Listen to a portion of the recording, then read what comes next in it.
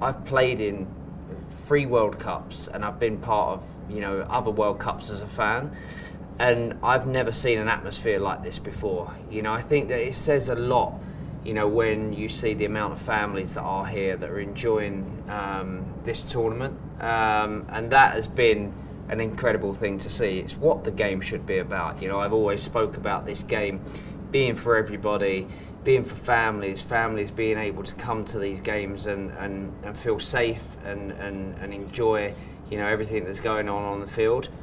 That's been an amazing part of this World Cup. But I think, being in the stadium when Morocco are playing, it's a special atmosphere. It's like a home game for the Moroccans, but I think to also see how the team played, they played with passion, with excitement, the way they played the game, and people turned around to me and said, are you shocked about, the Morocco team going so far? And at the start of the tournament, if you'd have said to me, Morocco are going to reach the semi-finals, would have probably said, well, I'm not sure about that. But when you are in the stadium and when you see them perform, you see how technically they're amazing.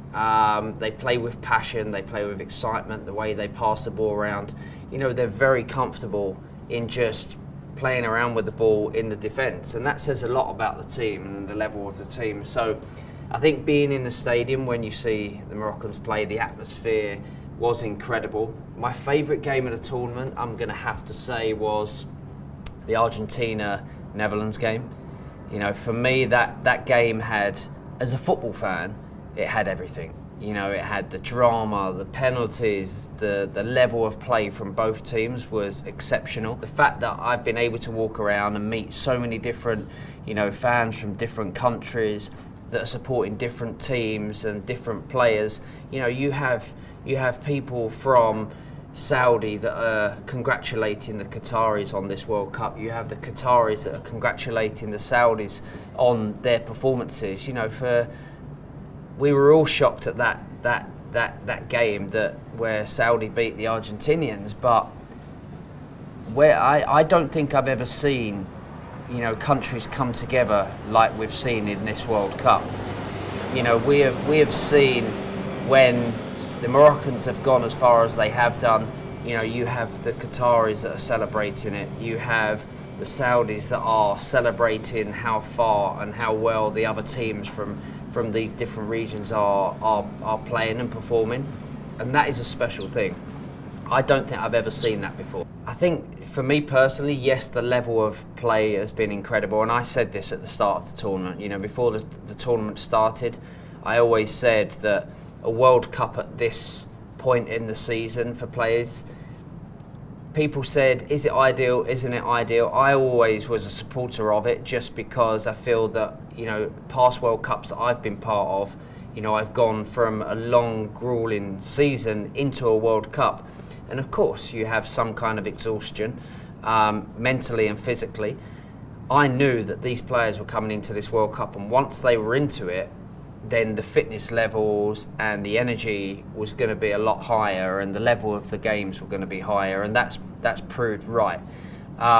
So I think the level of the play has been incredible, but my favourite thing of this World Cup is seeing people together.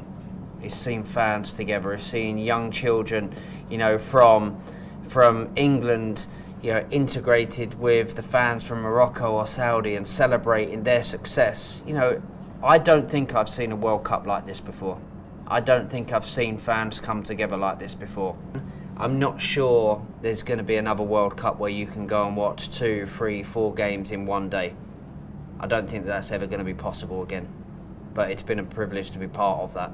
A privilege as a football fan to be able to go to so many games in one day and see the excitement and see the fun that families and people have been having here. It's been incredible. Kylian's had a great tournament, and I think the 2 goals that he scored in that one game, I think was the level of play that we all kind of expect from Kylian. Whenever he gets the ball at his feet, you can feel the energy in the stadium lift. And Lionel, I mean, what can you say about him? He's a special person, special individual, on and off the field. He plays with such elegance, passion, and I think this World Cup, more than any World Cup that I've seen him play in, it feels different. It feels different watching him play. He's kind of, yes, he's got a great, team around him. He's got teammates that are great players, but he has been the leader of that team. And you can feel that in every single game. In every single game that he's played, he has kind of, brought them through that game, whether they were going through a difficult time or playing as well as they can. For me personally, I'm going to have to say Chavez free kick. Being obviously a fan of free kicks, I'm going to have to say that was a very special one. But there's been great goals all the way through this tournament. But if I had to pick two, then it's Chavez and Richarlison's.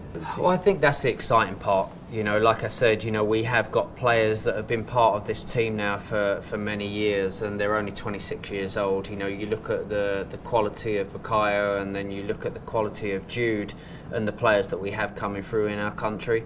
I think it's a real positive. These tournaments, whether you win them or get knocked out early, it's always an experience that you can take on to the next game and the next tournament. And I think that, obviously the Euros was a huge success for us. Yes, we didn't end up winning the final, but I think the progression that we have as a country and with our national team is incredible. And more importantly, the fans are right behind us as a nation and as a team, and that's such an important part of this. So, the future's looking bright. We have a lot of young players that are part of this team that have enjoyed this World Cup, but then will learn from it and take it on to the Euros and then obviously to the next World Cup.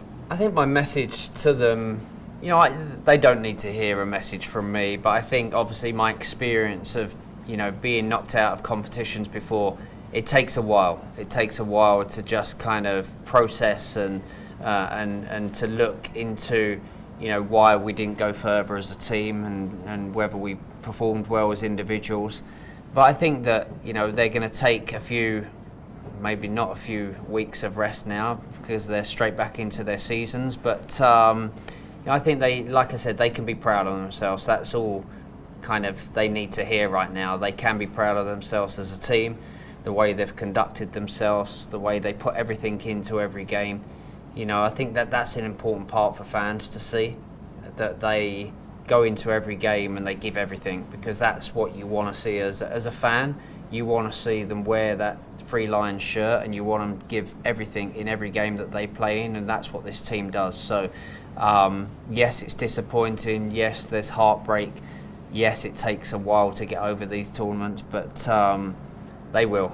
They're good enough, they're strong enough, and they're a great group of guys. And I think that's what I said to a friend the other day.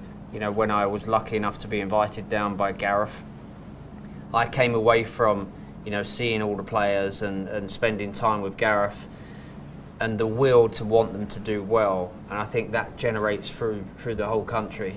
You look at this group of players, and I've spoke about it before, they're doing great things on the field, but they're doing even better things off the field as well. And that, I think, really kind of brings a love and appreciation for this team and them as individuals. So, yes, we're disappointed, of course, but this team will move on and grow as a team and be successful.